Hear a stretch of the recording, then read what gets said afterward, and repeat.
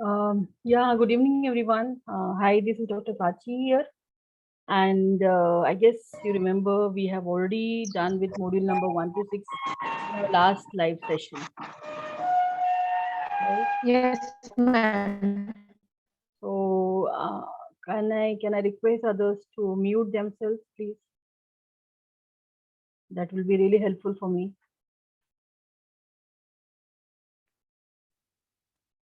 Wonderful. So I guess you have known the functions of management. What is management? And also we have understood the approaches, evolution of management in our last session, which was done, which stood to be just last month, I guess. So now today we will be understanding the next 6 modules, like from module number 7 to 12. That in that we'll be understanding the leadership, different terminologies of management, and groups, teams, difference between groups and teams, and different other miscellaneous terms like TQM, Six Sigma, Lean Management, Six Sigma, and what to say. I told about TQM, right? And Kaizen. This is what we will be learning today. So to start with, let us start with understanding what is leadership, and a small brief introduction of myself before I start with it. I'm Dr. Taji, and I'm dealing with your subject called as principles of management, right? And I've been into this particular field from last 14 years and continuing to be one of the subject matter expert with. Ma'am, your voice is Am I clear now? Am I audible now, everyone? yes, yes, Yeah. ma'am. Ma'am. Yeah, fine. So if I'm a little fast, please let me know, okay? So I'll just have a control on my voice as well and my tone as well. So that will be really helpful. Then to start with this particular presentation for today, I'm going to just give a brief idea to you about what is leadership. To start with, it is leadership. And I'm sure, or I assume that you have already gone through my PPTs, which are already shared to you on Canvas, and also the recorded videos,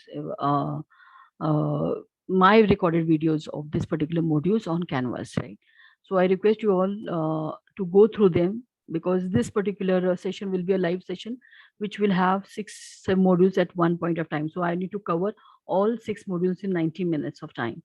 So I may little rush with the session to complete the things, and I will just highlight on the important topics of the same, so that you will get some clarification on that concerned topic, right?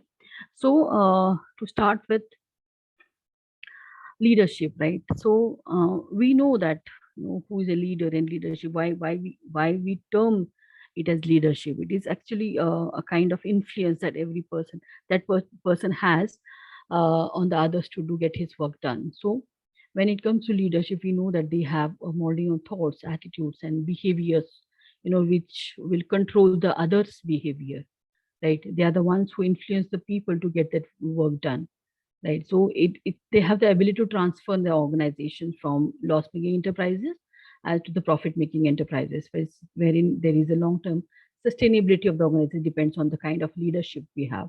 So there may be different types of leaders, and different kinds of leaders, different roles of leaders played by the leaders in the organization. So when we talk about the leaders, I'll just give a brief note of what we did in the last live session. Also, different roles of leadership.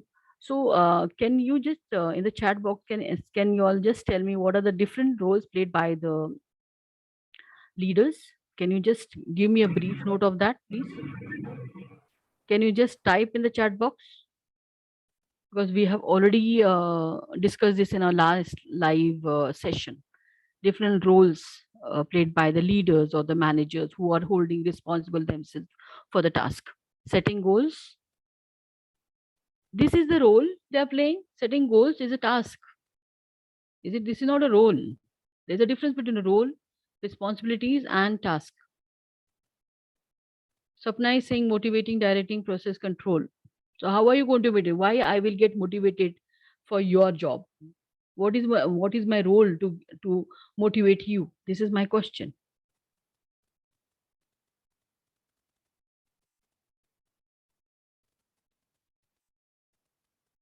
Yes, I need some good answers, but be a little quick, everyone.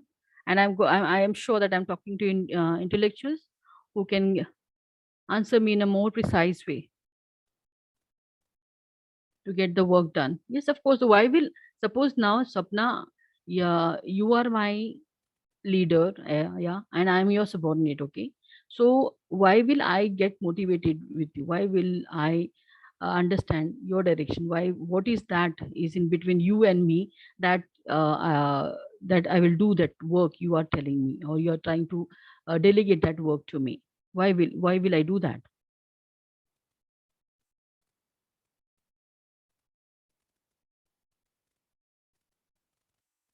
No, I'm not getting what exactly I'm expecting over here. Rutvik, as a support, yes. Why you want to support me? Suppose I'm your subordinate, right? Why will you support me? What kind of relationship we have to that's for that particular what kind of understanding we have so that we can support each other. I need that. I'm looking for that particular terminology. Yes, a communication becomes one. With that thing only, with this communication only we can do other, we can play those important roles which I am actually looking for. Can anybody come up very precisely, quickly in 1 minute, one next 30 seconds, please? Transformation. Okay, what kind of transformation, Sapna? You need to bring transformation, right? So, what kind of how are you going to bring the transformation? This words are really easy to say, right? But what is the process to come to this conclusion? We want transformation. Everyone needs a transformation. So why will I transform just because you are telling me? Management. How are you going to manage, Umarani? Yes, all said and done now. Let's quickly come to that, okay? Because I not get what I'm expecting here. Yes, Prajakta. Thank you for your answers. I appreciate your approach. But one thing I'm looking for is there are three different roles played by the managers or the leaders who are actually holding the responsibility of the task are three different roles. Please pen it down if you have a pen and paper with you, all right. First is interpersonal role. So first was we need to develop a clear understanding between each other that we are here for a mutual benefit, right?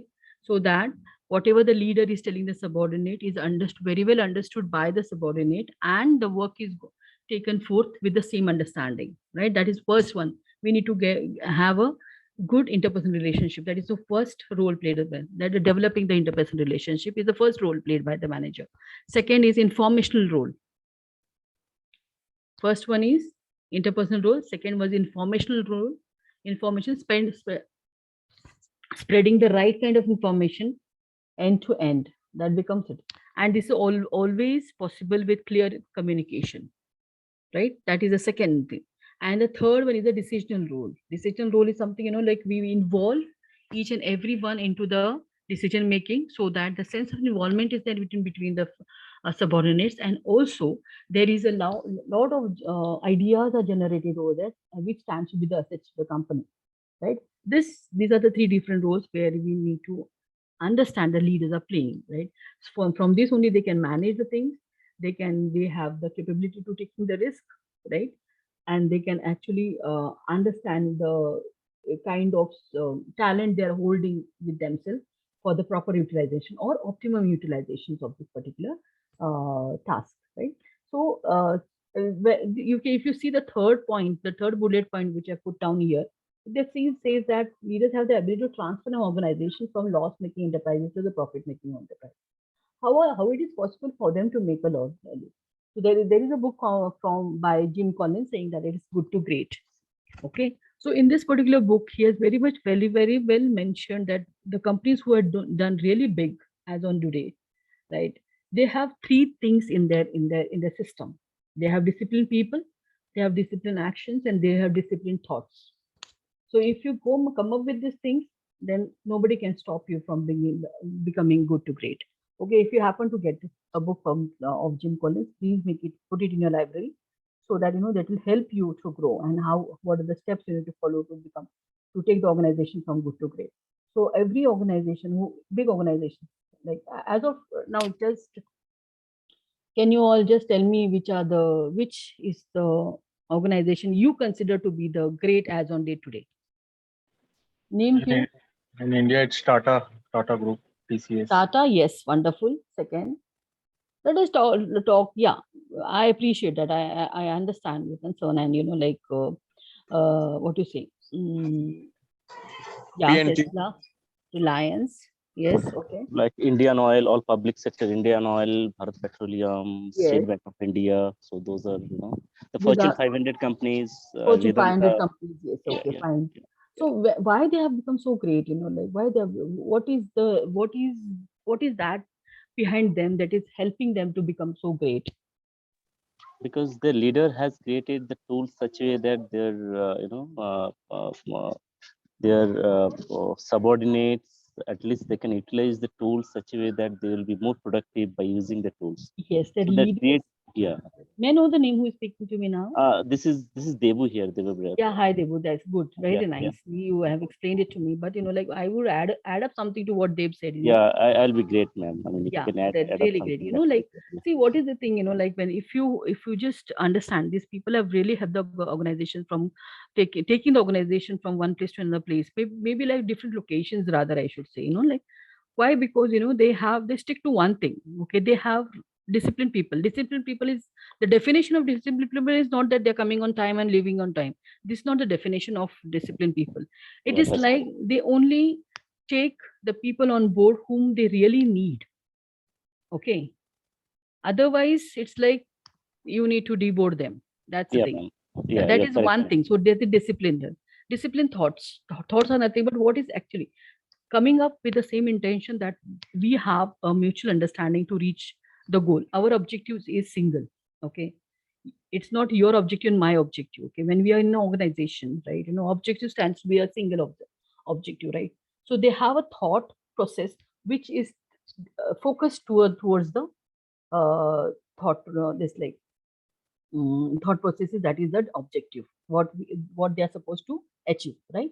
And the third one is nothing but that they take the right kind of actions, discipline actions, right? If you recall the scientific management theory, right, developed by 4 steps in scientific knowledge of W. Taylor, what did he say?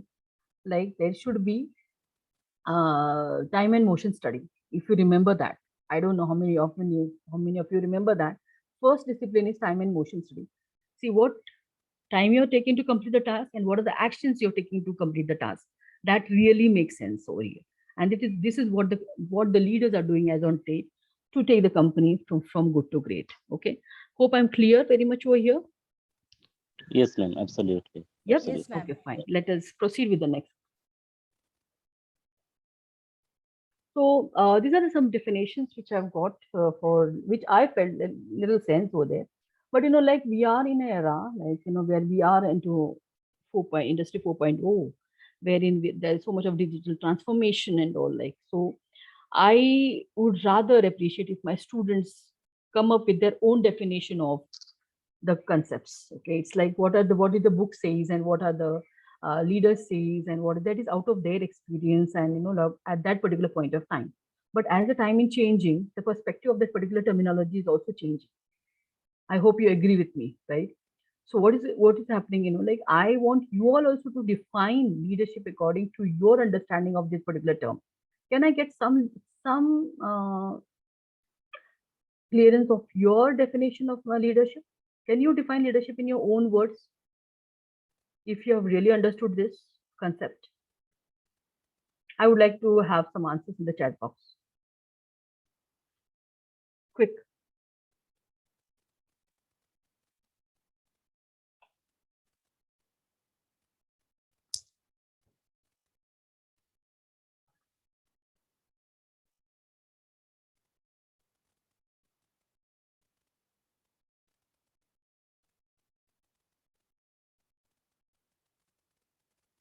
Your understanding about leader or leadership. Come on, it's not a new word, like we want to be a leader some other day, right? We want to have a control on the things. Yes, Tushar is saying leader is someone who can inspire others and motivate people to achieve the organization targets. Wonderful, great, appreciated. Next, Karthik is saying execute the goal set by the client within time and cost. Yes, very nicely said. Cost is another word which we need to emphasize upon. Yeah. ability to building team to achieve organization objectives. Vinash, great. Ekta is seeing lead the right path. Okay. So, okay, fine. Good. Wonderful, wonderful.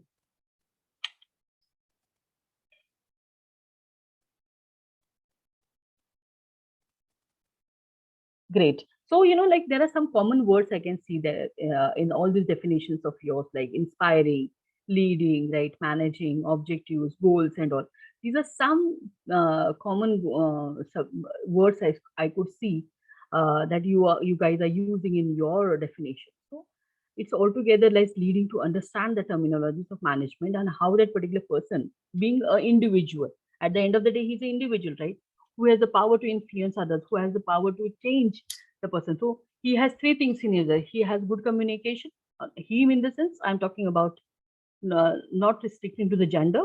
It is like he has or she has strong communication. That is the first C I would like to say. With that help of that particular first C, he or she is more confident, right? Confident for what? That the third C is convincing. He or she is able to convince the other person to get the work done. This is the complete definition of management, this like leaders. Okay, I hope this concept is very much clear to you all. Thank you everyone for these beautiful answers. I could learn a lot from you guys. Thank you. So there are different styles of leader. So here is the autocratic style, democratic leadership, and free reign leadership. So autocratic is someone, like who can actually say that I'm the leader and you are like my employee and you have to follow all the rules and regulations which are set by me, so that they it's like a kind of how it should happen in the olden days, like kings and slaves, like like you are this, whatever the rules I'm going to set, you need to follow, take the day wage, and you are just free to move, like kind of a leader. So rules and regulations are set by the leaders, and there is no interference from the employee side. This is the autocratic one. Democratic is like, okay, come on, let's work together, kind of a thing. So you also take the decision on the behalf of the company. I also will take the decisions, and then we will work on win-win position, kind of a thing. And last but not the least, this is free reign or laissez-faire, we can call it as. It is like the leader actually hands over to the decision-making power in the hands of the employees, and the employees are asked to take the decisions, and the leader supports the decision of the employees. This is a free reign leader. So if I ask you one simple question, uh, like what kind of leadership quality or leadership style you guys see in our own Prime Minister of Mr. Narendra Modi? If you have understood the three lines, can somebody be little quick? The process, actually, the Indian structure and setup and the constitution is such that no one can be autocratic leader. So I see him to be a democratic leader because the setup doesn't permit any autocracy. Who says so? Tushar. Yeah, Tushar is saying. Tushar's views is very clear. But like if you see in the overall, okay, fine, I'll come to the answer. Okay, Tushar, good. Sapna is saying autocratic. Oh, see, Tushar, this is a contradictory thing for you. Yeah, I'm okay. Whatever. Yeah. If someone has other views, but I am very much confident about the constitution and the Indian setup and the administration. Yeah, I I'm understand. very much But sure no, about it. I'm not asking you what are the things that are supporting him to use that particular style. Okay, I am asking you. My question is very straight. Okay, I am asking you what is your understanding about Narendra Modi? What type of leader or what style he prefers to be or he is trying to be? So according to you, it is like democratic. Okay, wonderful. Then freedom leader of Modi ji, democratic. Ame saying democratic. Kushagra is saying freedom. Okay, fine.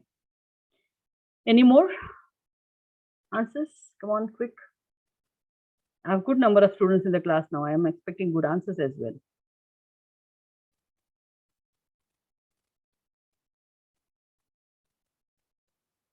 See, to be very frank, if you ask me about this thing, okay, fine. Let us not restrict to one kind of leadership style over here, okay? Because the leaders are having different situations to handle at different point of time. They need to take depending on situation. Umarani is saying, see, This is the catch. Okay. So it's like they take the decision as per the situation. At times they need to be autocratic, they need to be participative at times, and free rein as well. It all depends on the kind of a situation they are leading to handle. Okay. So it's like I take it in this way, or rather, even the books are saying this. It is all situational type of this. I will come to, if you understood the modern era wherein we are into system thinking, contingency theory, right? If you come to know about these things, you will actually answer this question in the way I am answering it to you. Okay, fine, fine. I hope I'm very much clear here. So it's all situational based. Okay. So nowadays, like people are working or handling the things as per the situation. What the time demand, how much the cost is, what is how much is the it's going to cost their pockets. Everything is being taken care of. Okay, here. So this is the answer to my question according to me. I respect the others also who have given the answers. This is according to that perspective. Okay, fine. Can we have the first poll, please, Ashna ma'am?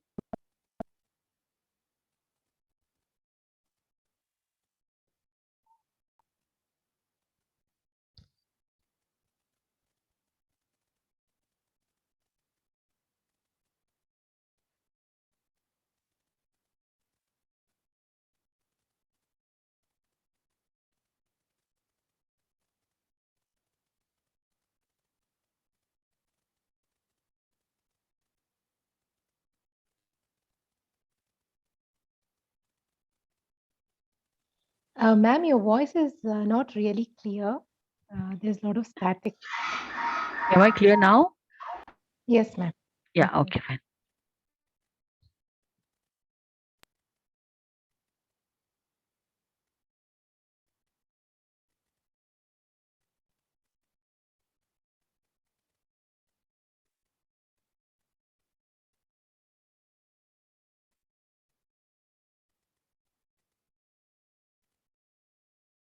Yeah, fine.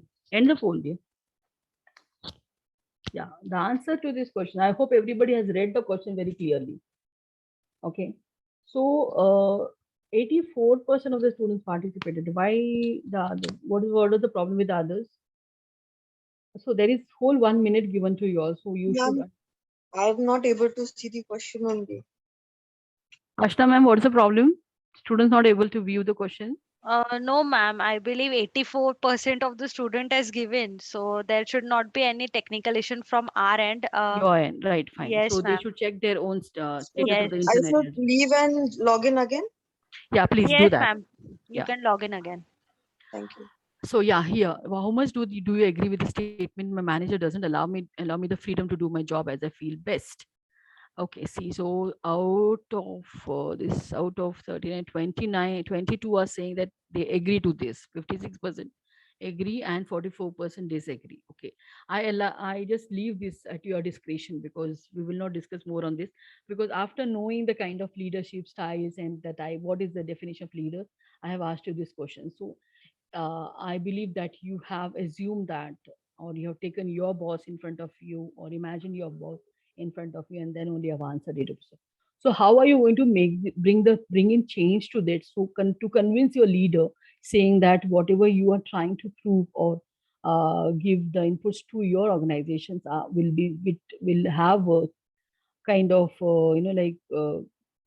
which will lead to productivity. Okay, you need to convince your leader in that spirit that sets to be a good manager.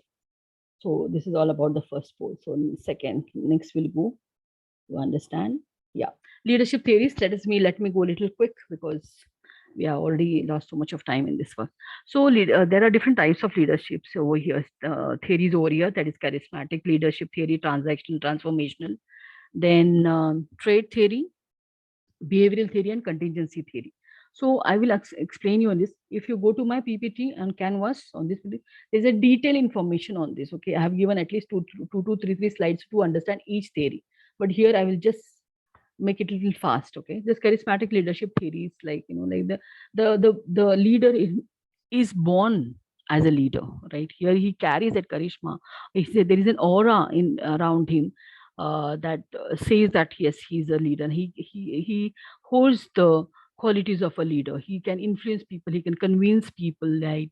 He's in a position to achieve his targets, right? He has a clear thought process, he can handle human behavior.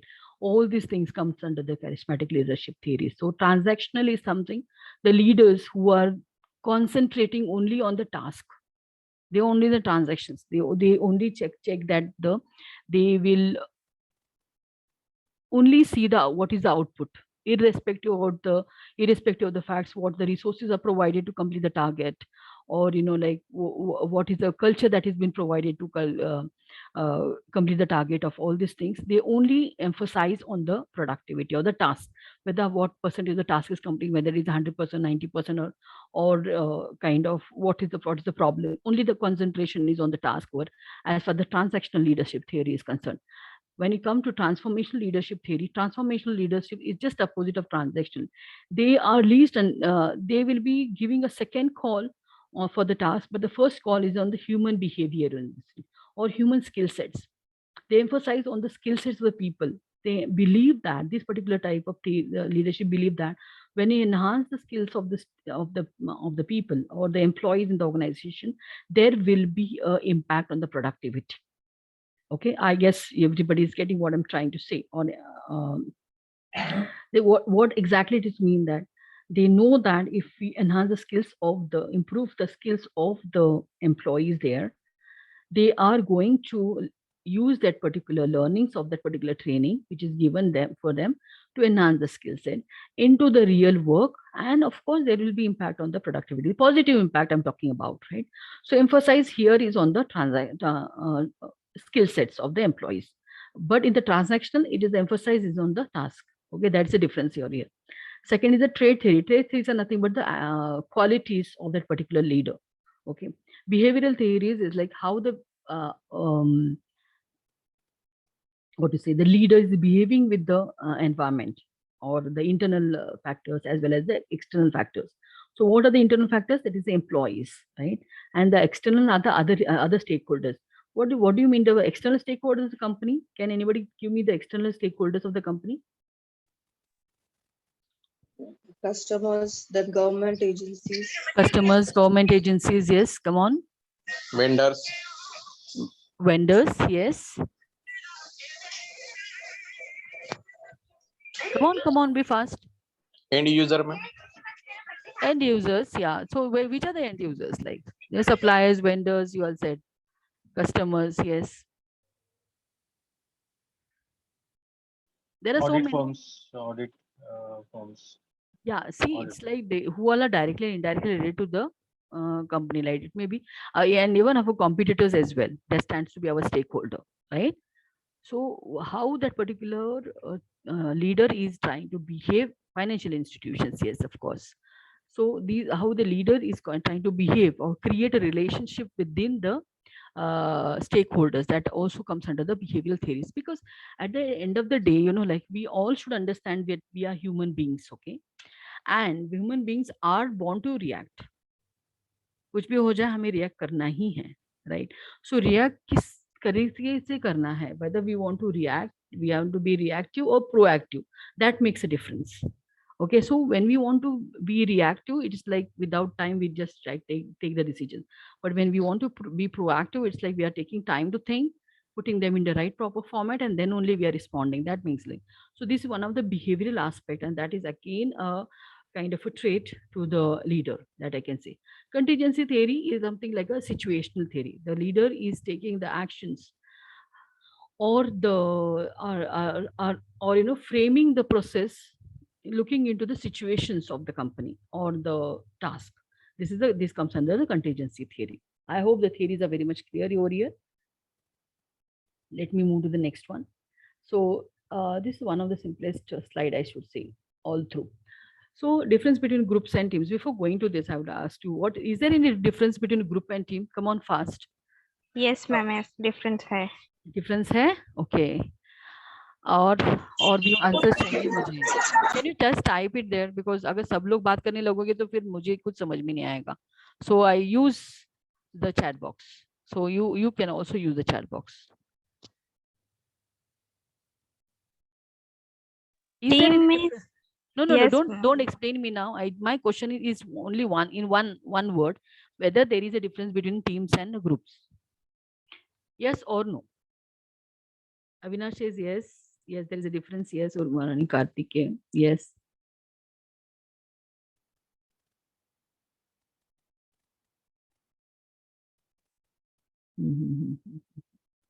Okay, fine. All yes. Okay. All yes. Vijay, can I ask you? Tushar is saying like set is controlled by rules and regulations cannot be disclosed. Okay. So Vijay, you said yes, right? Can you give me a specific reason why it is yes? You can use your audio here.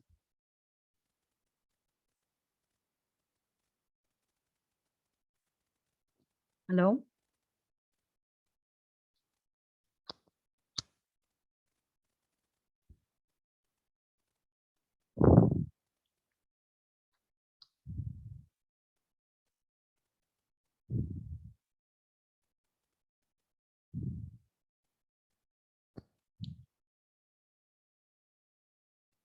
Okay, I guess he's not there. Umarani, can you hear me? Yes, ma'am. Yes, ma'am.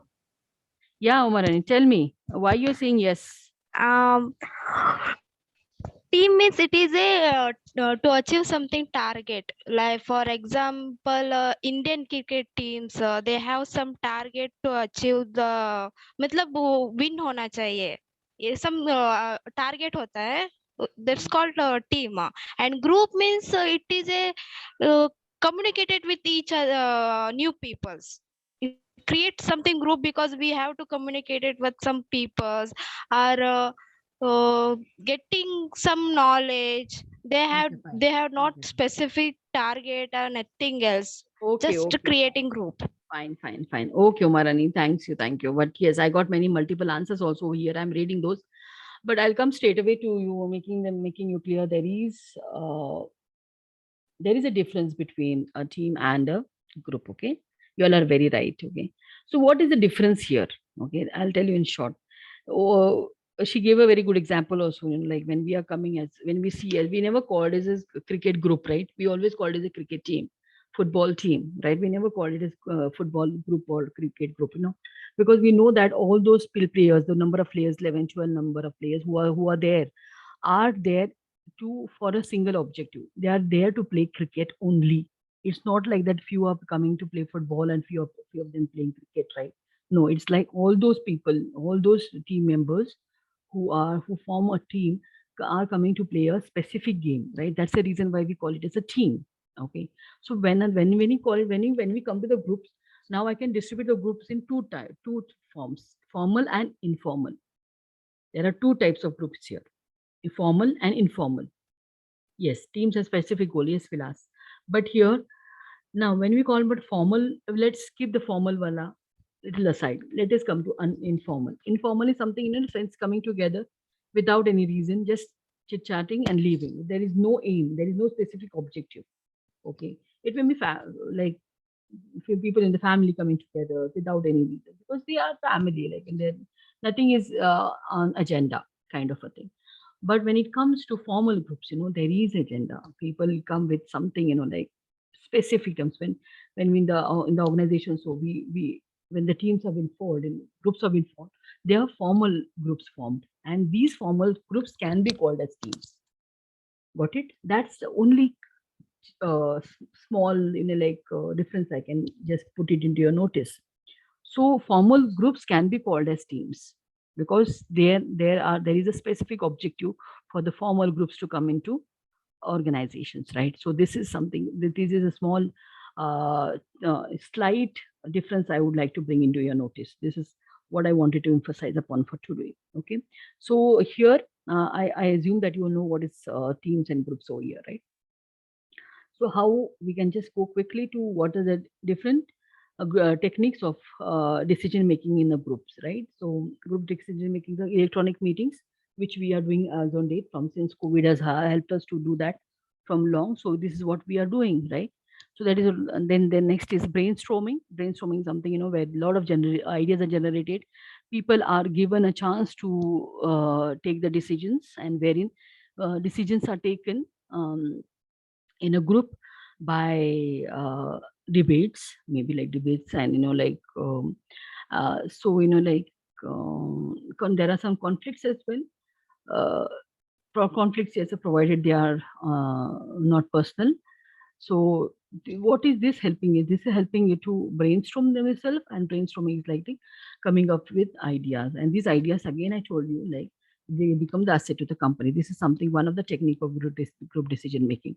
And the third one is the nominal group making. When you come, it is nominal. This is the process of nominal group decision, group technique process. So we are assembling the team at one place.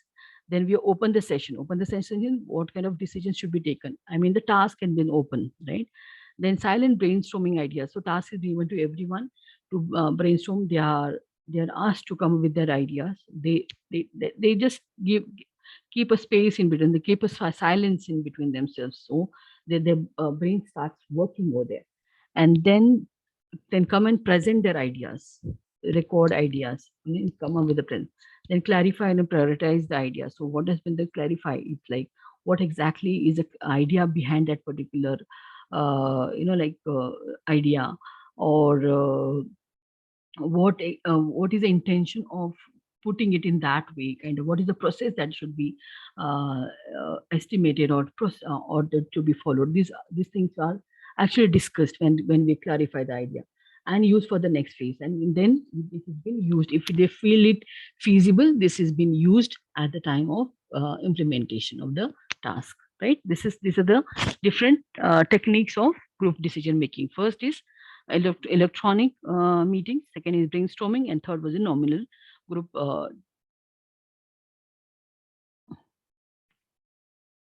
group technique. Yeah, this is, let me take you quickly to how the teams and stages of team development take place. So first one is the forming stage. And this is, I know that many of you all are working professions now, and you have gone through this particular process many a times. So here I would just like give a small if you have this, it's already self-explanatory. I don't have to say much, but still I will give you some highlight on that. Like first is forming. Only the leader who has planned that particular task gathers the people at one place. Okay, that is like just appoints the people from different departments at one place. That is forming stage. The second is storming stage. The people who are gathered to complete the task identified by the leader are storming themselves, or trying to understand each other, their skill sets, their qualifications, their expertise. Like they're trying to storm themselves, they're trying to adjust themselves, they're trying to understand each other. That is a storming stage. Then after understanding each other, they come to the norming stage. That is like people feel the part of the team, right? They understand that here we are there for a single objective, and whatever the leader is planned for, we need to work. This is norming stage. And once they are normal, once they know what are their roles and responsibilities, they start performing. That is the fourth stage. The performing is the fourth stage. And then once they perform, they complete the task, and then the adjourning is there. Adjourning something where they just complete the task, and they can move away from that particular task. And at times it happens that there's the same team is carried forward for a different task as well. But at times it is like usually the teams get adjourned. Okay, these are the different stages of team development. That is forming, storming, norming, performing, and adjourning. Is this clear, everyone?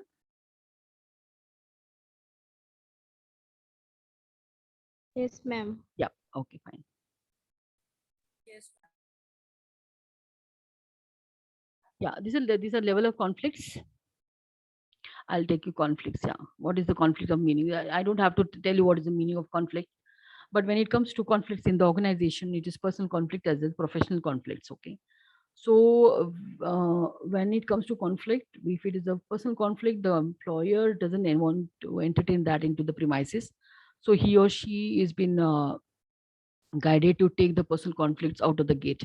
But when it comes to professional conflicts, that is actually encouraged. When there is a professional conflicts, that leads to a lot of brainstorming, and the ideas are generated. Okay, so that becomes need in the organizations also. So conflict can be defined as the actual and perceived disagreements. It's a disagreement between two people, because we are human beings. I told you, we are there for to react, right? We need to behave, right? Because we have our own egos, we have our own attitudes, our values, our approaches are different, right? So we come into some kind of conflict. We may disagree with some concepts with of others, right? So it's normal, it's normal. But when you disagree also, you should have a defined meaning why you are disagreeing with that also. Okay, that makes sense. Okay, so this is something as conflict. And nowadays, to be very frank with you all, people are coming up with, not people, I mean to say the organizations are coming out EAP program, employee assistance program. It may be personal conflict or it may be professional conflicts.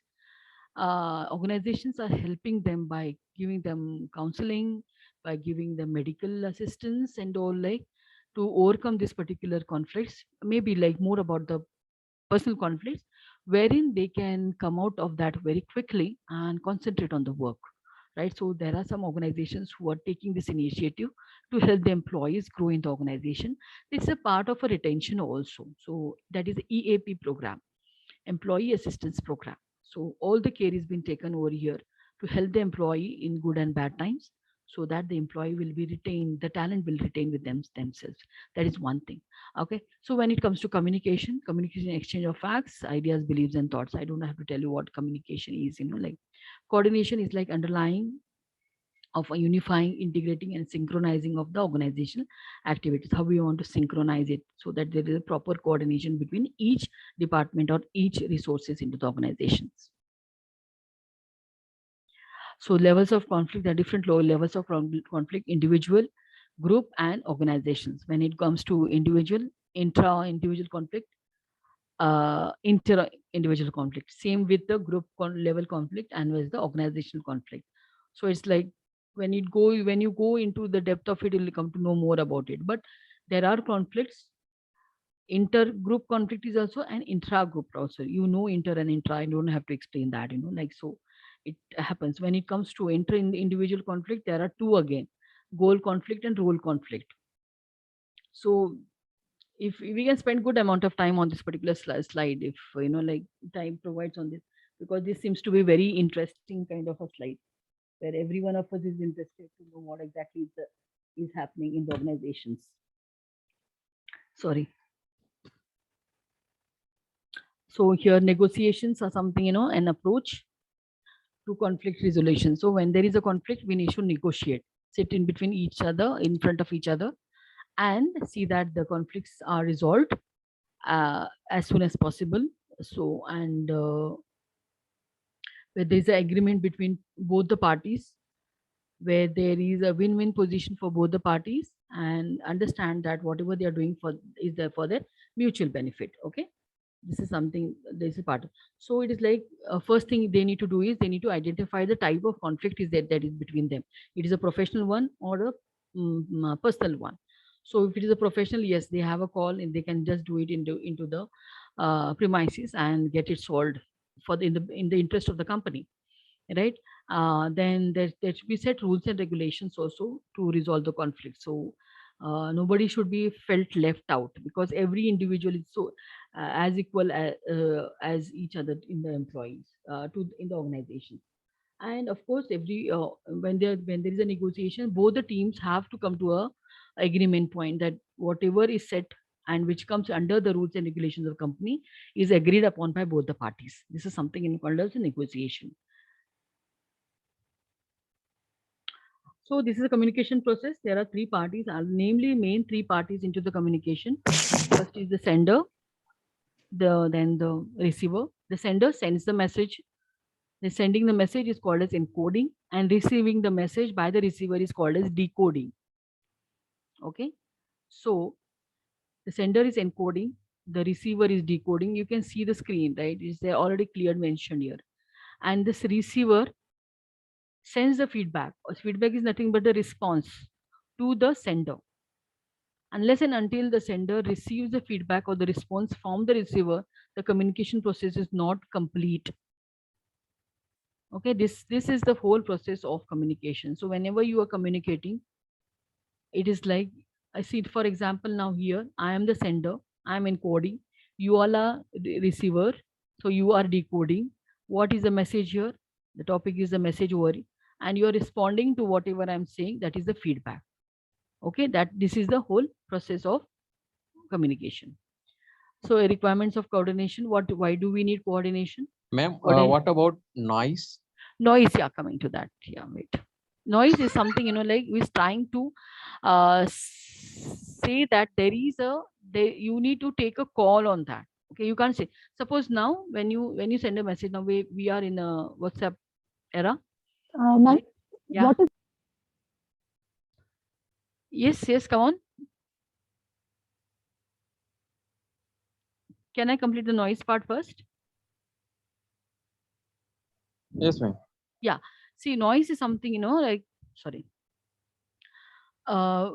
See, when I send a message to you, suppose like, and I keep on waiting for your message, okay, for your response, I mean to say. But if I don't get a response from you, okay, is the process complete? No. No, it's not complete. It's an incomplete process, right? So there is a process called as noise also, wherein I can ping you, I can call you, I can ring you, right? There are other benefits also where I can, because I want the information to be passed on, okay, because I have already encoded it, okay. And when I'm not receiving the receiver's feedback or the response, then I need to make a noise. It may be from other forms. Got it? Yes, ma'am. Yeah. So can we say the quarrels between customer and supplier? Quarrels? No, don't get to quarrels. The quarrels, I'm not talking about any conflicts over here, quarrels over here. Quarrels, see, suppose you have a vendor, okay? You are waiting for your material to be supplied, okay? You already sent a message to your supplier saying that I need these particular materials with me by today evening. Okay, this is your message to your supplier. You're getting me? Yes, ma'am. Yeah. So what happens now? Your supplier doesn't by 2-3 hours have spent and you don't get any response from your supplier. Then what you'll do? You can't sit idle, right? You can't just keep your hands on that, right? Either what you do, you just give him a call, right? Yes, or go and meet him in person, right? Or else you will try to search some other person who can give you the material. You need to make a noise for that. Yes, yes. Getting it? This is the process. So I guess there is one more question on this particular slide. Who was supposed to say that?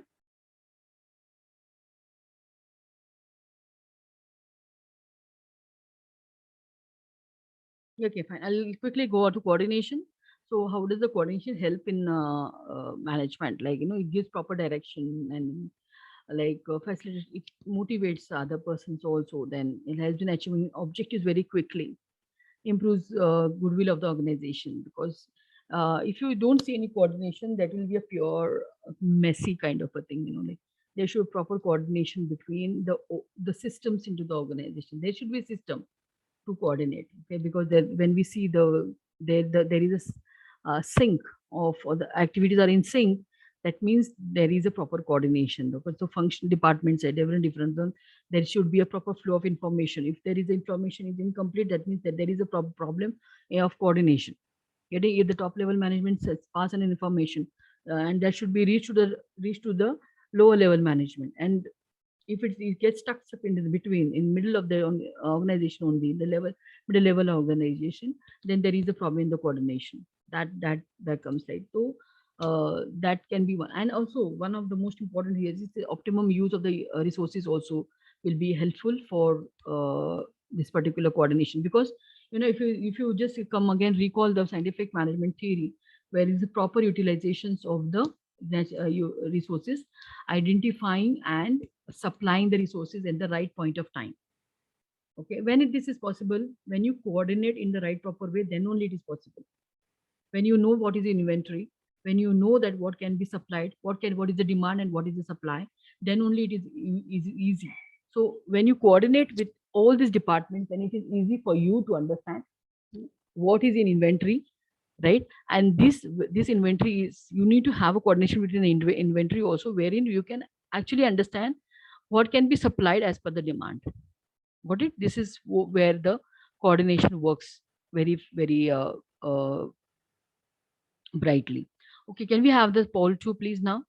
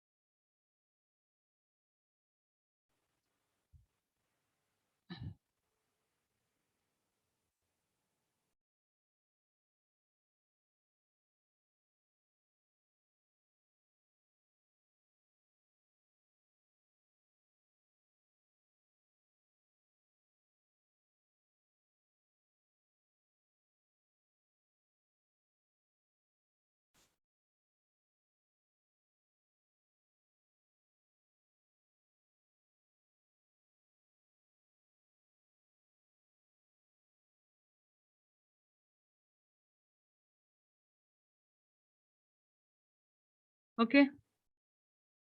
Hold on, Ashna ma'am. Yep. This is coming as a surprise to me, guys. I really don't understand whether you read the question properly or no. See, read it again. I'm giving you time. The function of management that is responsible for the process of measuring progress against standards is planning function of management. And to my surprise, 79% of you have said you have agreed to this. I think there is a need for to brush up the functions of management over here now.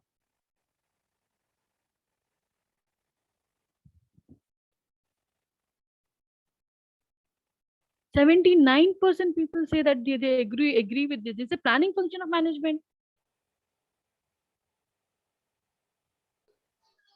No, ma'am.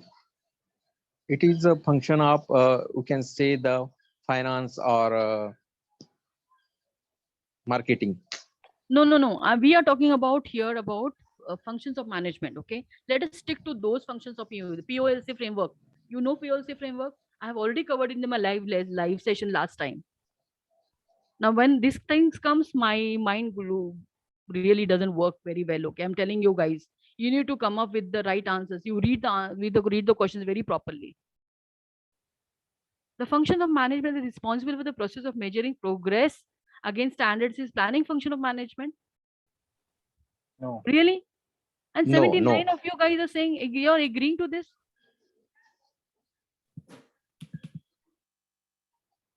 This is very strange. Tell me, what is the POLC framework I'm talking about? What are the functions of management? Tell me. I am assuming that I'm talking to some those people who actually know all these functions and all, like. Yes, Vipin, yes. First one is planning, then. Okay. Huh?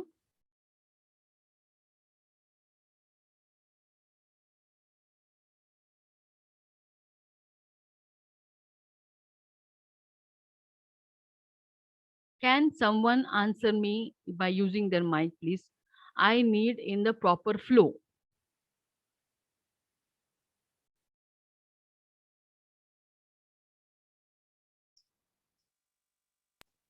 Planning, Ma'am. organizing, leading, controlling. Who said this? May I know the name of the person? Planning? Sapna. Sapna. Yeah, okay. Repeat it again. Planning, Okay. Organizing, leading, and control. Planning, organizing, leading, and controlling. That is a PO. organizing, Okay. Planning, organizing, leading, and controlling. leading, Yes. controlling. Okay. Planning, organizing, leading, and controlling. Guys, I'm telling you on a very serious note. Okay. Yes, ma'am. This is not done. I can't digest Ma'am, this. ma'am, At Anand this here. particular point of time, if you are getting confused with the POLC framework, I think you need to brush up your first topic of your POM subject. Please go back to my Ma'am, Mahant PPT here. and refresh it. Yes, boliye. Planning, organizing, stuffing, directing, and controlling. Okay, fine. Staffing can be considered a part of organizing, dear. Coordinating. Okay, that is a simple input in a simple format, which you can actually think on a way. You have been doing all these things on everyday basis. Come on. What are you trying to prove here? You're trying to tell me that planning is a function of measuring the process against the standards? Really? Do you actually know what is planning here? Do you actually know what is organizing here?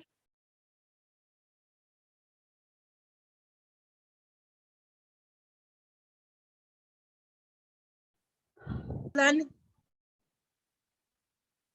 See, the answer to this is like, I'll come to straight away to the answer, and you just try to judge yourself on this now.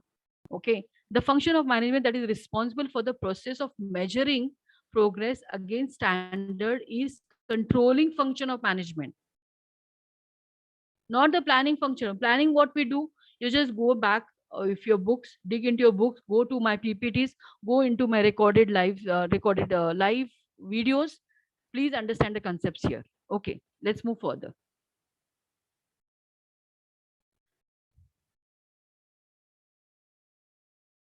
Okay, let's go to understand what is.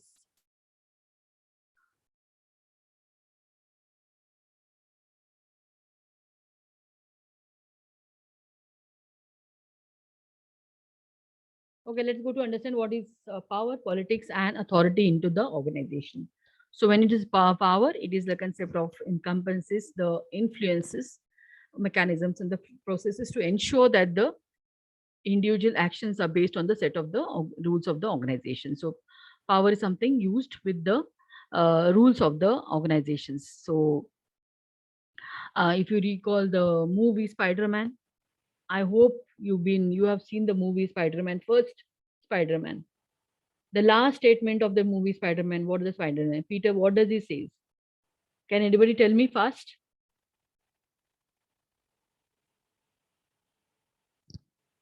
अब movies के बारे में पूछ रही हूँ, वो भी बताना नहीं है आपको.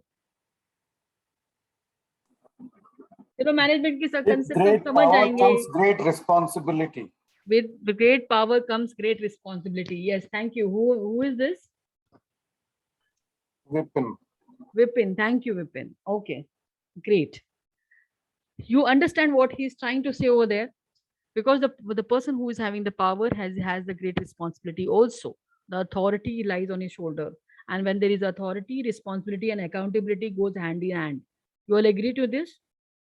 So when who is having a power, that means he's having authority, right? Authority is coming with the responsibility, and the responsibility is something called as accountability also. Accountability means matlab, like whatever the consequences of that particular power he has used or she has used, whatever may be the consequences, he or she is responsible for these consequences. This is something called as accountability. So power doesn't come like with a lot of happiness, or no, you should not feel happy for that.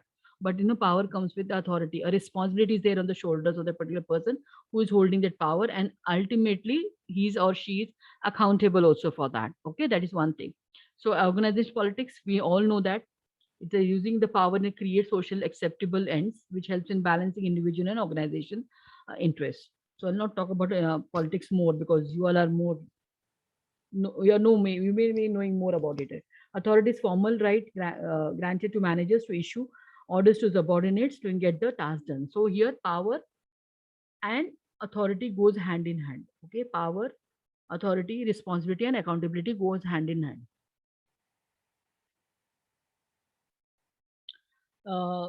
Managing political behavior. How are you going to manage political behavior? Define your jobs clearly. Use proper behavior towards the task. Promote understanding between each other.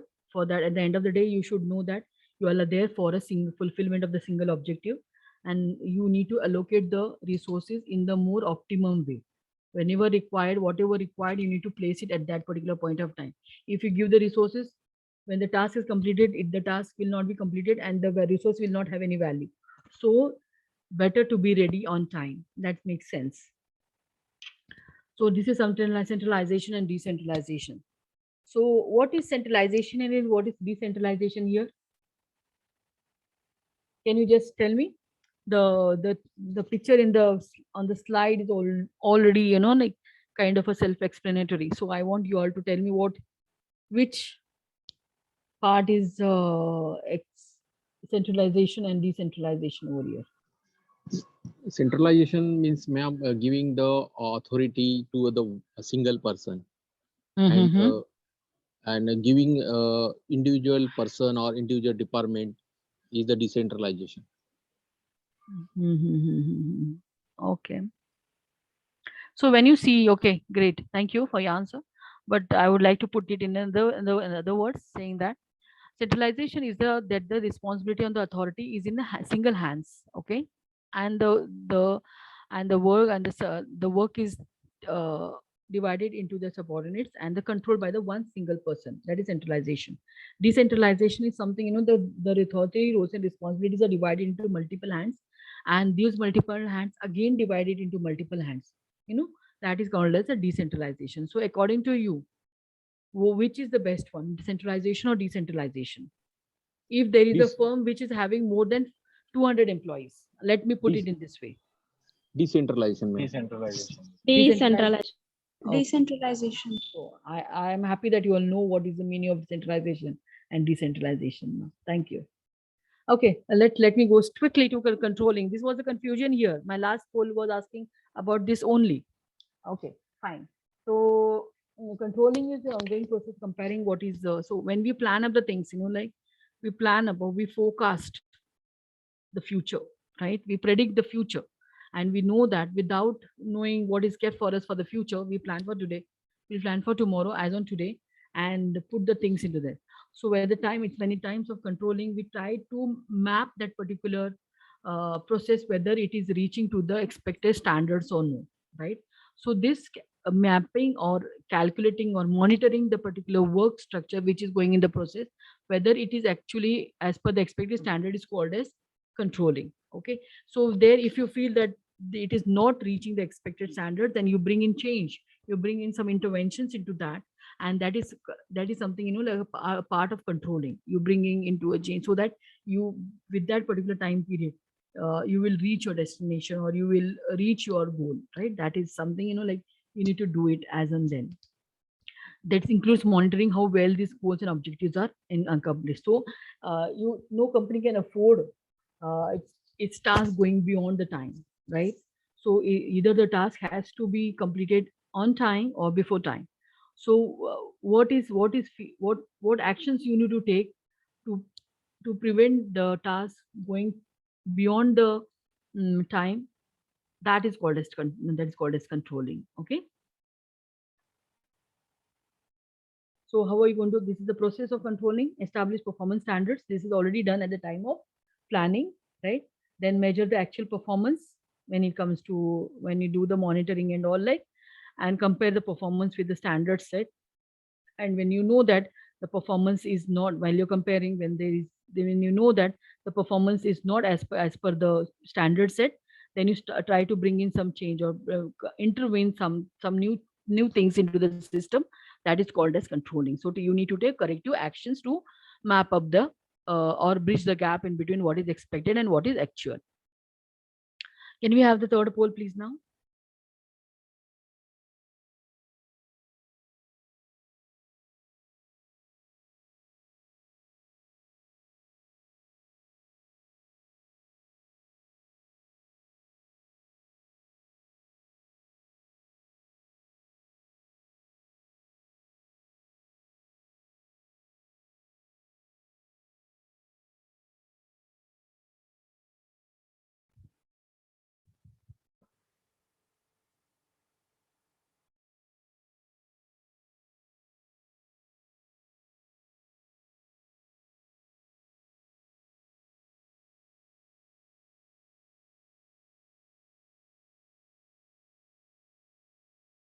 Performance in the workplace.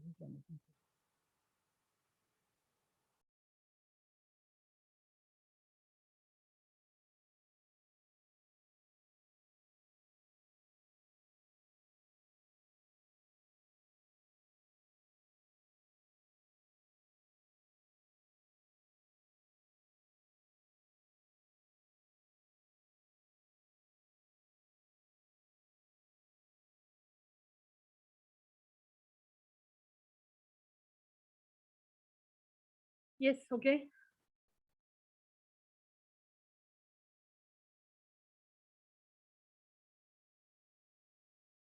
Oh,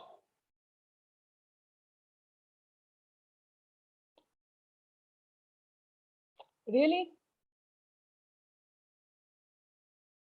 Do you think performance management system in the workplace is to understand the social differences among employees? No, ma'am. Ah, can you see the No, ma'am. results? No, ma'am. Oh, No, ma'am. no.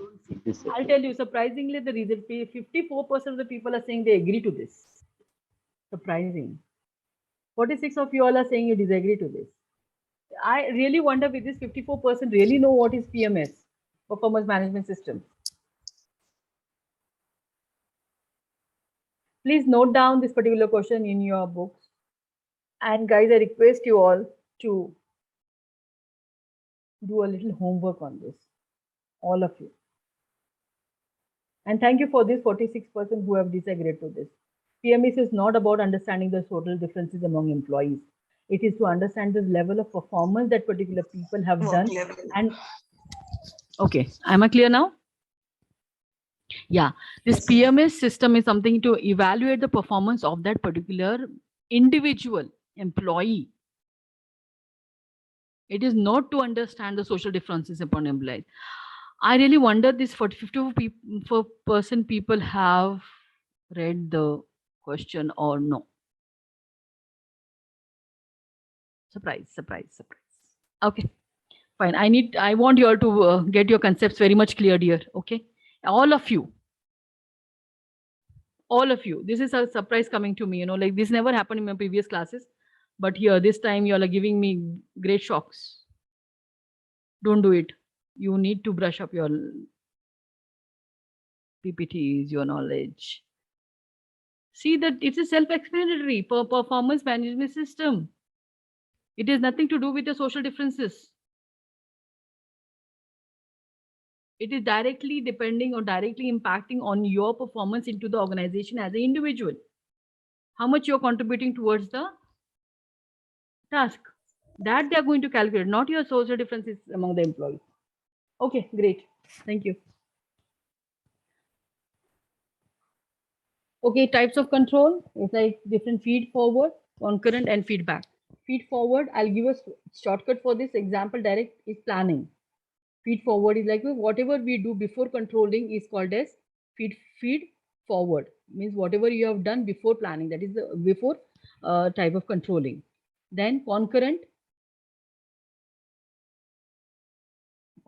is something which actions you are taking during the uh, process, and the feedback is the end evaluation, controlling evaluation, and what is the impact of your interventions into the or the control system that you have invented into that particular system when you felt that there is a need of controlling the situation. Okay, these are different types of, right? So this is management.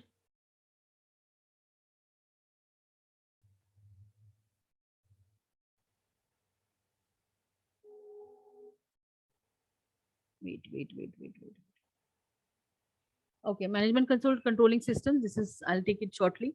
So this is an integrated technique for collecting information and to motivate employees. Okay, so MCS is a system that is actually holding the information of each and every employee, being as an individual, being being in the group, and being in the as an employee in the organization. So all the performance is calculated of that particular employee, and this information is used to motivate him or evaluate his performance all through his period in that particular organization.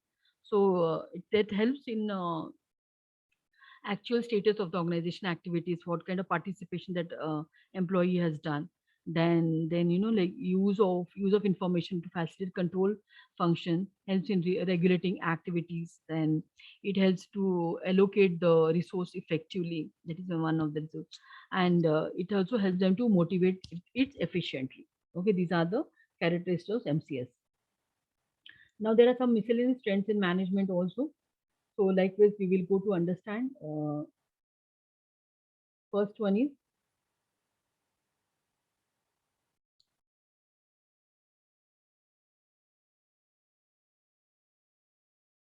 diversity. Organize diversity and its facts. Just a sec. I don't want to see there is some disturbance in the camera as well. Okay. So according to Newstrom, managers would work towards balance between short and long-term thinking, listening and speaking. Similarities and diversity needs to coexist as well. It's time to listen to others, to listen to oneself, and to challenge the imbalances existing in today. So what is workforce diversity? Workforce diversity is like we are people coming from different backgrounds, like having different qualification, different experiences. You can see egos, attitudes, approaches. Like we have different. See, every individual is different from the others, right? So when we are coming together to complete a single objective, then that there is a need of understanding, right? The diversity exists over there. So it's time for us to think and listen and speak to others as well, to with the understanding that the objective is common and we need to lead a single goal, right? That is a concept of organizational diversity. So the factors that lead to diversity is the graphic factors, then global economy, government policies, and high competition. So competition itself has a uh, impact on the main factor on the diversity. So concepts of business ethics. When we comes to ethical understanding, we should know that what is right and what is wrong for us, right? And it comes for the integrity also of the organization. So when we are in organizations, we stand to be the brand and the ambassadors of that particular organization. So what we need to do, we need to understand how should one behave that will have a positive impact on the organization structure as well, right? That is right. So here ethics is more no, it's a moral philosophy that guides individuals to understand what is right and what is good and bad, what is right and wrong, and what comprises the desirable behavior, how we need to behave under a particular set of social circumstances. Okay. Then we are coming to understand CSR, that is corporate social responsibility.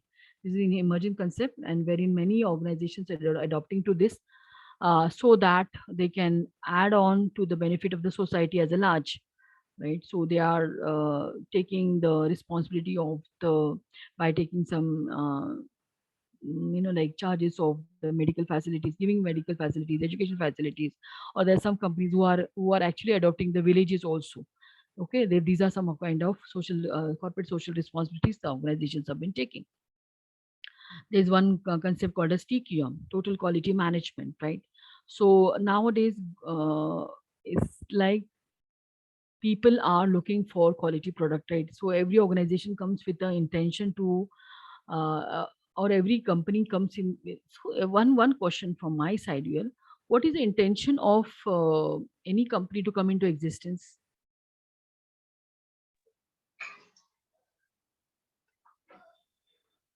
Can anybody answer me?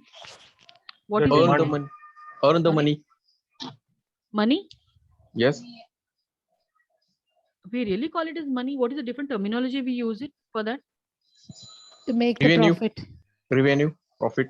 Profit, yes, profitability, maximization of the profit. If you talk in a larger terms, out of a very clear concept, it's maximization of the profits. Okay, so how are you going to earn the profits? Yes, I suppose like if I invest 1 CR as on date today in one of the product, which I felt that there is a need in the market. Okay, I invested 1 CR on that, and I just launched that particular product, and now I will sit quietly. Okay, now assuming that after one downline, after 6 months, or maybe like after 12 months, I will make 2 CR out of that 1 CR. Okay, so how I'm going to get the 2 CR? How I'm going to earn that 1 CR, additional 1 CR? What I'm supposed to do to get that 1 CR, additional 1 CR? Do we have To any answers? By improving providing the quality products, whatever Okay. product we are creating, it Okay. has to be, of supreme or superior quality in the market Okay. for it to sustain in the market. Wonderful. And by improving value, of life, or you say customer value or whatever it is. So ultimately, by supporting customers or improving value of life or lesson. Yeah, Vipin, very right. Very right. Ensuring that the supply chain, ensuring that the supply chain mechanism is in place, that it reaches to the consumers properly. Whatever our Wonderful, product is. wonderful, very nice, very good. Yes, I understand very clearly. By The reducing things the is that process rejections. yes, exactly. See, we at the end of the day, organization don't forget that that the customers are the gods. Okay, they will only survive when they are ready to supply the demand, right, to the customers. You're getting me, everyone, Yes. right? So what is demanded by the customers here? Quality products. Okay, which will actually not pinch their pockets also more. See, both the things they want. Understand? They need quality products, but not at a cost which is higher to their expectations also, right? People are ready to wait. People are booking and waiting for the right product to come into the market. Do you get that? Right? So why it is so happening? And nowadays we are actually talking about quality because like the emphasis is on the quality so that there is a full customer satisfaction. They are ready to meet the requirements of the customers and the consumers in such a way that they are ready to do continuous improvement, right? So they ensure there is a total quality management taking place into the organizations, and whatever is required or demanded by the customer is being supplied at the right point of time with the same quality, and for that customer is ready to pay whatever is demanded by the company as well, right? That is the reason why TQM comes into existence here. Okay, that means they ensure that there is a zero defect into that. There is a full customer satisfaction and there is a continuous improvement because customers taste and everything is changing day by day as the technology is changing more faster. I said 10% more than what technology is changing, the customers 100% rather, the customers taste and the customer demands are changing, right or no? I hope you agree with me. But here, so now it's a challenge to the companies as well. They need to set up with their standards to give the right quality product to the customers so that these stands to be their survival also. And when they survive, they are ready to grow. And when they are growing, that means they are earning profits. As simple as it is, to put it very straight here. You agree with me? Yes, ma'am. And quality Yes, can ma'am. be differentiator as well because Exactly. Quality can be differentiated here. See, every customer there, if you go like, if you go in the market, if I'm going to buy a car, so for example, like, I go to 10 showrooms, right? Checking out. I know what is there in my mind. My concepts are very clear, right? I go to 10 showrooms, I check up with that. But when I don't get that, I don't want to say, like just for the sake of buying a car, I don't go to buy a car, right? That should fit my requirement. yes, Everybody has the same. So like my requirements may be different than yours, isn't it? So likewise, the companies have to check upon what kind of exactly the requirement is, and on that basis improve the quality and see that there is a zero defect, and after the zero defect also there is a total customer satisfaction. Here the TQM plays an important role. If you go to learn TQM, now really I'm telling you, it is very, very interesting. And you can have good case studies also on this, how companies are taking it as a challenge and how they are meeting the standards. Because at the end of the day, even the companies have to survive, right? I told you three terms, like when there is a survival, there is growth. And when there is a growth, there is a profitability. And what is the reason for every company to come into existence is the profits, maximization of profits. Getting me? So these ends should meet. That's the only need. And which is helping here more, the TQM is helping more over here. Clear, everyone? Yes. yes, ma'am. Yep. Okay. So can we have the poll, please, first?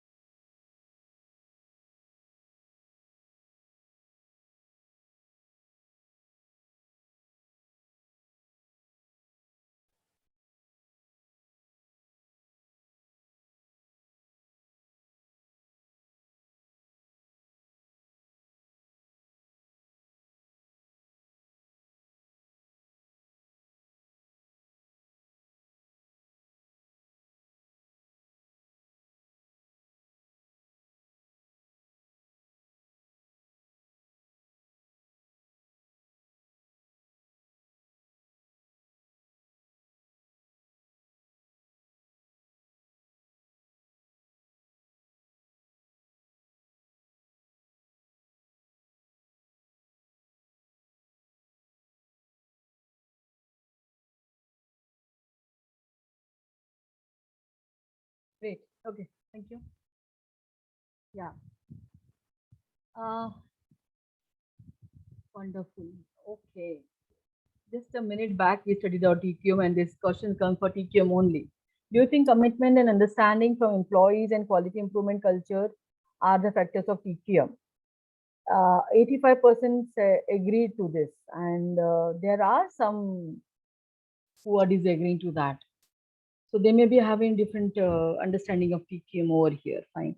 So I appreciate the ones who have already given me the answer. 85% have already said yes, it is the right answer. That is that the commitment and understanding from employees, yes, and quality improvement culture in the organizations stands to be one of the factor of TQM. Right, that's the right answer. Thank you, guys. Thank you so much. Yes, next.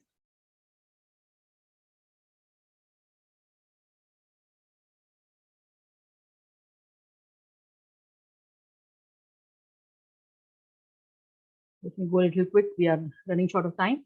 Okay, let's go to Kaizen. Kaizen is a Japanese word that consists of two words, Kai and Zen. Kai is something bringing change, and it's like, and Zen Ma'am, is voice. okay. Now clear. Sorry. Yes. Yeah, fine. So Kaizen is a Japanese word that consists of two words, Kai and Zen. Kai is something, like for a change, and Zen is for the improvement. That is Kaizen. So it is like said that there should be a continuous improvement into the organization. So that the philosophy of the people at the levels, including the lowerest levels, and the organizational hierarchy can be contributed to the improvement. That means that they say that according to Kaizen, there should be a continuous improvement from the top level management to the lower level management, because it is sensed that the Kaizen factor believes that every individual who is working towards the into working in the organization makes a difference in the organization. He or she can bring in difference in the organizations on continuous improvement. So everyone has to be skilled. Everyone's skills has to be enhanced by proper training whenever required, and there should be a improvement into the organizations every now and then. This is what the Kaizen Japanese word says about. Quality circles are the people, okay, who are uh, kind of a brainy people in the organizations, who are trying to understand the grassroots, uh, say what to say, uh, grassroots levels of kind of a problems, like uh, understand the problems, and they try to find out the uh, reasons for that particular problems and give solutions also to the problem, right? They are the people who have been in the organization from long time. They know the organization system end to end, okay, who are in a position to solve the problems, like they understand the where the problem, what is the reason for the particular problem, how it can be resolved, how can it be settled, and what how can it be avoided in the future as well. These are the this is something called as quality circles, and that actually tend to improve the methods of production, reduce wastage and optimum cost, and increase the productivity as well. So just in time and lean production, I'll put it in one simple word. Gone are the days here that people are manufacturing and post are keeping it in and like putting a storage in the warehouses. Like initially it used to happen, but now the time has changed. Organizations are coming up with the products as per the need of the customer, and producing as per the demand, right? To understand there is a zero defect, like we learned about TQM, where there is a full customer satisfaction, right? And there is a right kind of profit maximization. So this is only possible in just in time with the TQM factors. Okay, so it's a management philosophy that strives to emulate services manufacturing wastage by producing the right part in the right place at the right time. So whenever required, then only there is a production. Otherwise, there is no production. They will not keep anything in storage, right? So what is exactly is that what is required? Just put your requirements on paper. That will be catered to you in a time period, the scheduled time period. Okay, that is just in time. So and just in the philosophy here is Kaizen is means to achieve a corporate strategy, not the strategy. Okay, that should be very much understood. Every corporation needs to make a radical change, so some change at least to survive. So they need to see. I told you, like we are in industry 4.0, like wherein digital transformation is taking at a higher scale. It's all about digital transformation. So when there is a change in the technology every now and then, that means we can't stand to one change as far as, and as the customers demands also are changing every minute. So it's like it is not possible for us to survive, or in the sense any company to survive as per their need. They have to change themselves or improve themselves as per the need of the stakeholders. Stakeholders, I mean, talking in general. Okay. So yeah, 5x and 6 sigma. 5s is a series. It's about separating things when required, that has to be segregated, and what is required, that is to be kept along, and what is not required has to be thrown away. That says about Siri. Then see it on putting things, keep in order. Order is, suppose you imagine an operation theater. Doctor is busy operating the person. He has opened the body of that particular person, right? And that particular nurse, he asks the instrument to the nurse. And in case one person, if the nurse hands him over a different instrument, what will happen? Imagine the situation, right? Likewise also it is happening. It is going to cost a life to that particular doctor, right? So likewise it is happening in the industry as well. When we are talking about it is going to cost to the company, not a life, but of course it is going to cost to the company. So keeping the right things at the right place, and that too in the right order, makes sense. And it again reduce the time also. Okay, that is more important. CSO is keeping the workplace very clean. If you just think about hygiene factors, gets to personal hygiene, cleanliness, maintaining neatness and cleanliness in the organization.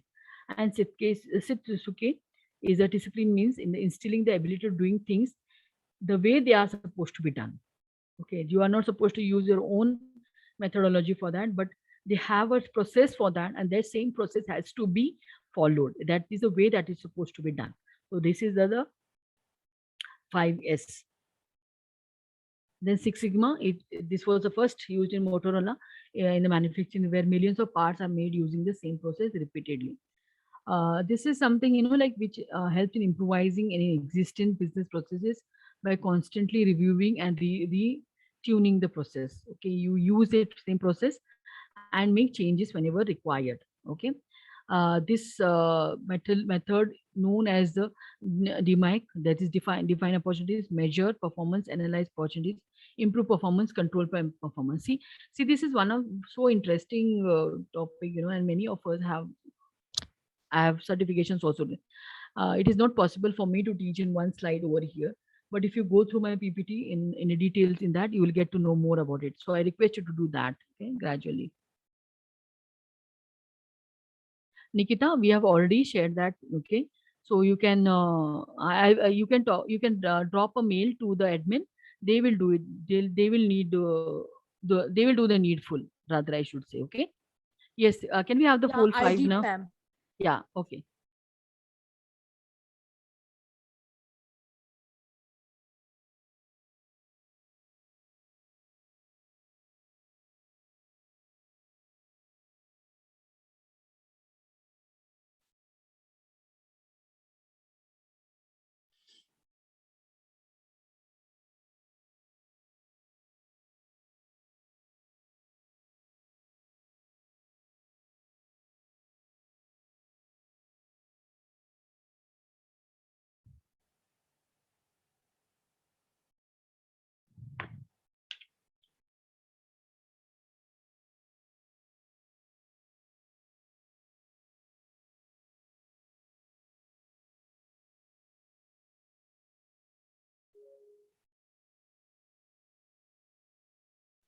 Ma'am, I have one query about Six Sigma. Yeah. Tell me.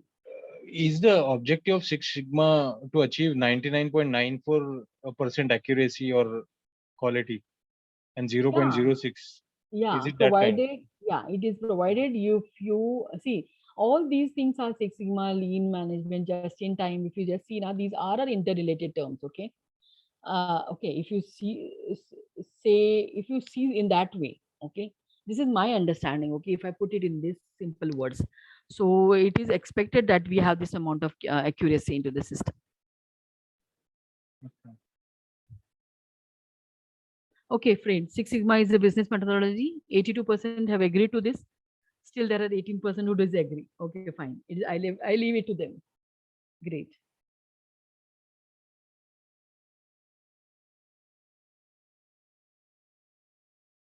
This is all from me today. I guess I am on time here. Yes, very much on time. So quickly, any one question is we need having, I can take one question quickly, or we can go with the. I can end up the session.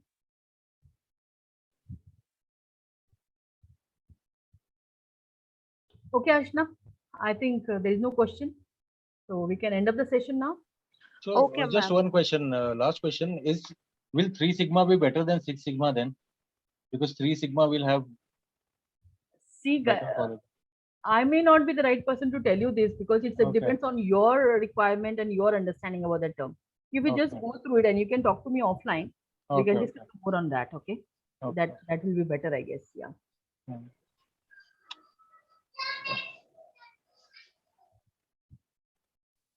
Okay, thank you, ma'am. I'll just launch the survey polls for the students. So I request students to kindly give their feedback regarding the session. Yeah, great. Yeah.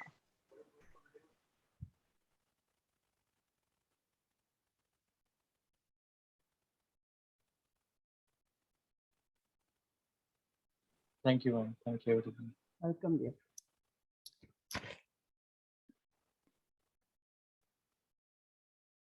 I want every one of you to go through the PPTs.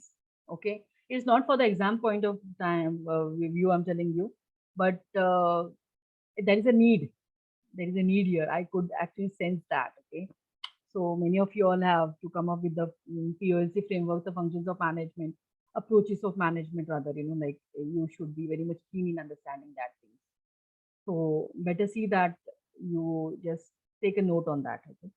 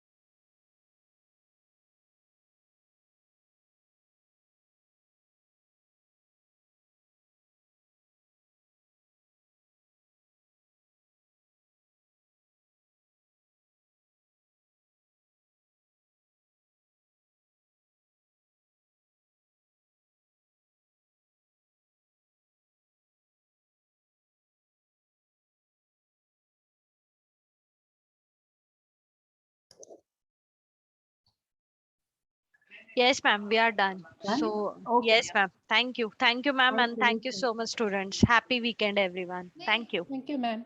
Thank you, everyone. Thank you, ma'am. Bye bye. Please brush up Bye-bye. your concepts, please, everyone. Yes, ma'am. Okay. Bye bye. Take care.